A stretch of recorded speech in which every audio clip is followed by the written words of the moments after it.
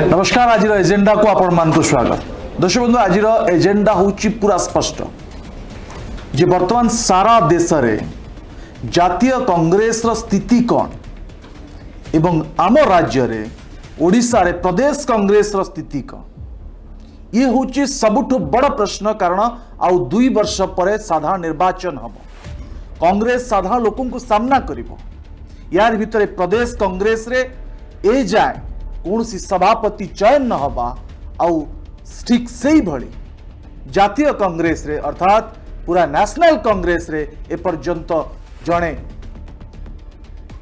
सभापति दायित्व न नबा जहाँ को लेकिन कल्पना जल्पना जाए चली ए बाबद रे कथा हवा जातीय कांग्रेस रो राष्ट्रीय मुखपात्र पवन खेराम सहित अच्छा पवन जी कार्यक्रम को आपको स्वागत है। पहले आपसे जानना चाहूंगा मैं कि अभी कांग्रेस का नाम जहां पे भी आता है बहुत सारे नेता बोलते हैं कि पार्टी हम अभी छोड़ रहे हैं, पार्टी में कुछ नहीं होगा। हार्दिक पटेल को देखिए वो पार्टी छोड़ दी है। अभी आपने जो कार्यक्रम खत्म करके आए हैं उसके बाद बीजेपी वाले बोल रहे हैं कि पवन जी यहां से जाएंगे दिल्ली, फिर पवन जी भी कांग्रेस पार्टी को छोड़ देंगे।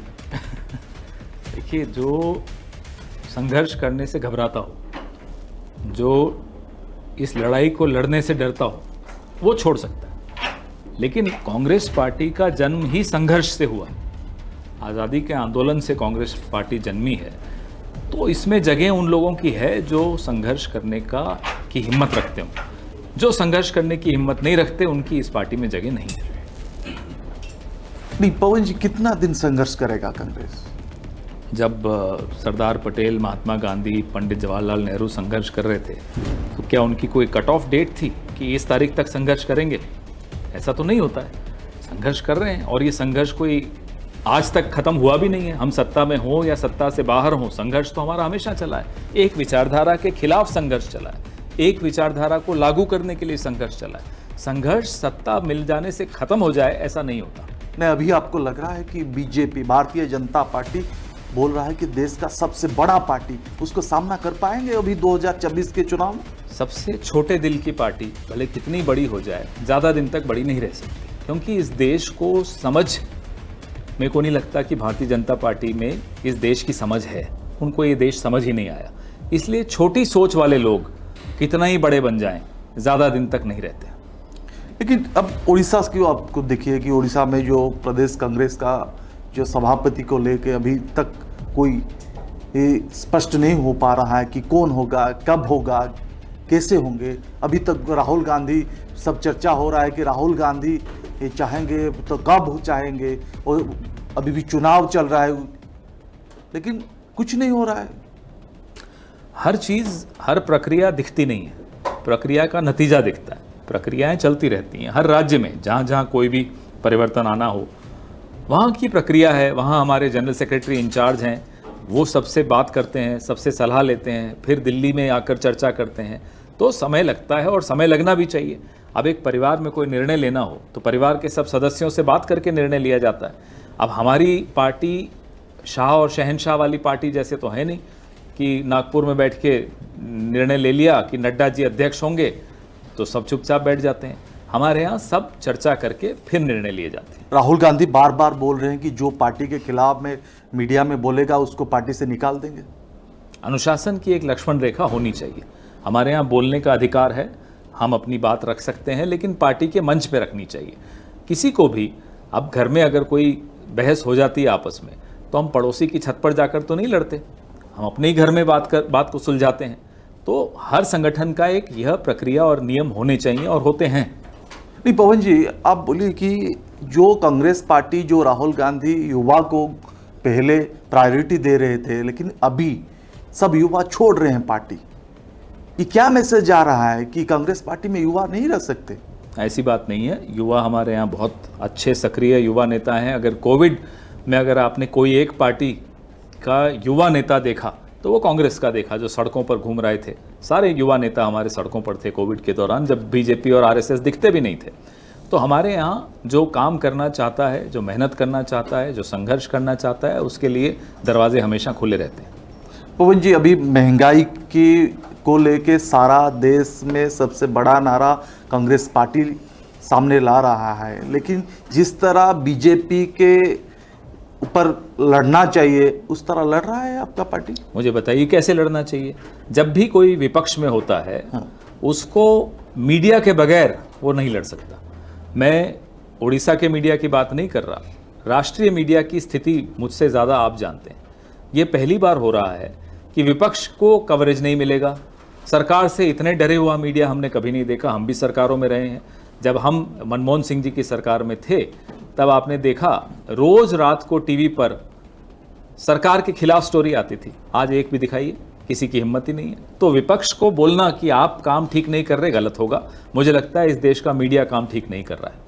तो पवन जी, सबसे बड़ा मुद्दा अभी जो चल रहा है कि जातीय मीडिया में कि हिंदू मुस्लिम का मुद्दा, महादेव और मुस्लिम का मुद्दा, ये क्या लग रहा है आपको? ये क्यों हो रहा है?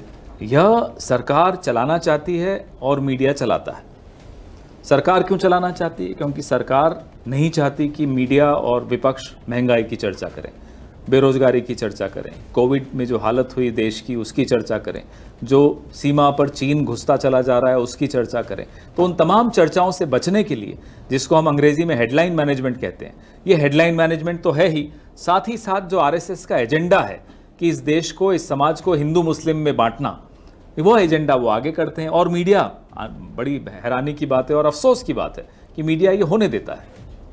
आपको नहीं लग रहा है कि इसके बीच हिंदू मुस्लिम के अंदर बहुत सारे खिलाफ अभी मुद्दा उठ रहा है कि हिंदू मुस्लिम एक साथ नहीं रख सकते? ये कोई आज से तो नहीं उठा रही है आरएसएस। जब कांग्रेस पार्टी और पूरा देश अंग्रेजों के पीछे आंदोलन कर रहा था अंग्रेजों को हटाने के लिए, तब भी आरएसएस का यही बात थी कि मुसलमान अलग हों, हिंदू अलग हों। वही बात जिन्ना की थी। जिन्ना और आरएसएस तब भी एक सुर में गाना गाते थे। आज भी जो जिन्नावादी ताकतें हैं और जो आरएसएस है वो एक ही सुर में बात करती है। लेकिन कांग्रेस पार्टी तब भी देश की बात करती थी, सबको साथ लेकर चलने की बात करती थी, आज भी वही बात करती है। अभी कांग्रेस पार्टी का एजेंडा क्या है? लोगों के साथ कैसे जाएगा? लोगों को पास कैसे जाएगा कांग्रेस? कांग्रेस पार्टी का एजेंडा पे तो किसी को शक है ही नहीं। लोगों को हैरानी है मोदी जी के एजेंडा पे कि ये क्या एजेंडा लेकर आए। चुनाव के वक्त तो कुछ और बात करते थे, सबका साथ सबका विकास की बात करते थे। आज कहाँ है? न कोई साथ है, न कोई विकास है।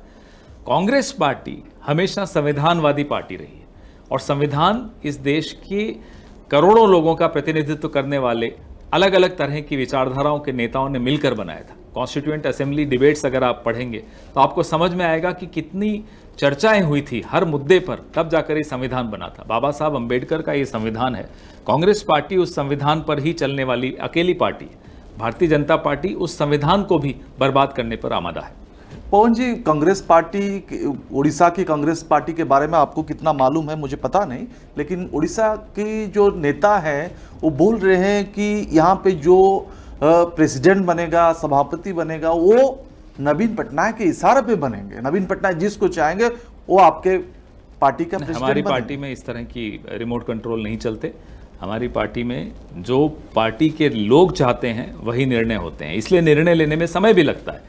लेकिन ये कह देना, ये मैं मानता हूं कि कई क्षेत्रीय पार्टियों का रिमोट कंट्रोल मोदी जी के हाथ में रहता है, क्योंकि मोदी जी ईडी और सीबीआई और इनकम टैक्स के माध्यम से स्थानीय पार्टियों को कंट्रोल करते हैं। लेकिन कांग्रेस पार्टी इस तरह की परंपराओं में विश्वास नहीं रखती।